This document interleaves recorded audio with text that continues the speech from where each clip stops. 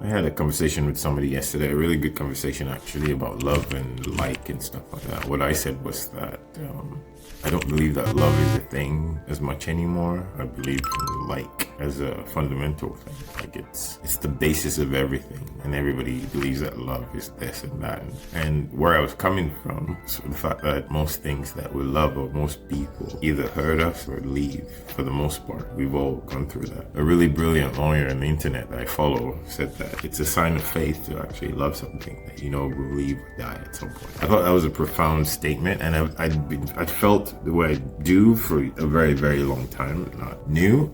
So when I tell people that I don't think love exists, it's not because I don't believe that love is a thing. I think that like is actually more important than love. So if you look at the definition of love and like in the dictionary, you'll see that like has more concrete points as far as this and this and this and this. And love, a lot of it is about feeling and abstract. And I interpret that to mean that to a certain extent, let's use this as an example. The friends that we have, most of them, it's because we like them. We like things about them. And those relationships seem to last longer than some people that claim to love us or that we've loved in the past, etc., etc. So would you rather have a relationship that has longevity because their points or like portions, which might actually even evolve into love, or call it whatever you want to call it? Or would you prefer to say, oh, I love this thing, I love that dog, I love those shoes, I love that? What if life's just like is just serving you better than having the idea of love? The person I had that chat with was quite intelligent, so it was a really cool conversation to see from other people's point of view. I don't think I'm all the way right, but I think I'm pretty close to being right, because I look at it this way. We all grew up differently.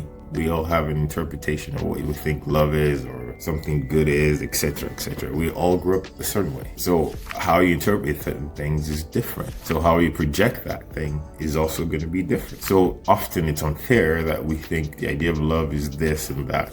And that's where all that rubbish comes in with. Actually, I shouldn't say rubbish. The signs or the language, whatever. How you show that you love somebody, acts of kindness, etc., etc., gifts. If you switch it and replace that concept with, say, your body, for example. Most people use the abstract version, oh, I love my body, but then they still treat it like crap, treat it like garbage often. They don't know that they treat it like garbage, but they do, because they don't get the results they want, they don't feel good, they don't like what they see when they look in the mirror and stuff like that. But what if you itemize them and say, these are the things I like about my body, these are the things I know my body can do, and I like that it's serving me this way because it's concrete, it's itemized, it's individualized, or whatever you want to call it. Does that make it simpler? Like I said, it's still a thought in progress or work in progress, but I was glad the conversation kind of made, I woke up today, I was like, you know, I've said this to a few people in the past, and some people actually wanted to start. It was almost like starting a war to a certain extent, but because oh, what do you mean love doesn't exist? It's a thing, it's not. But which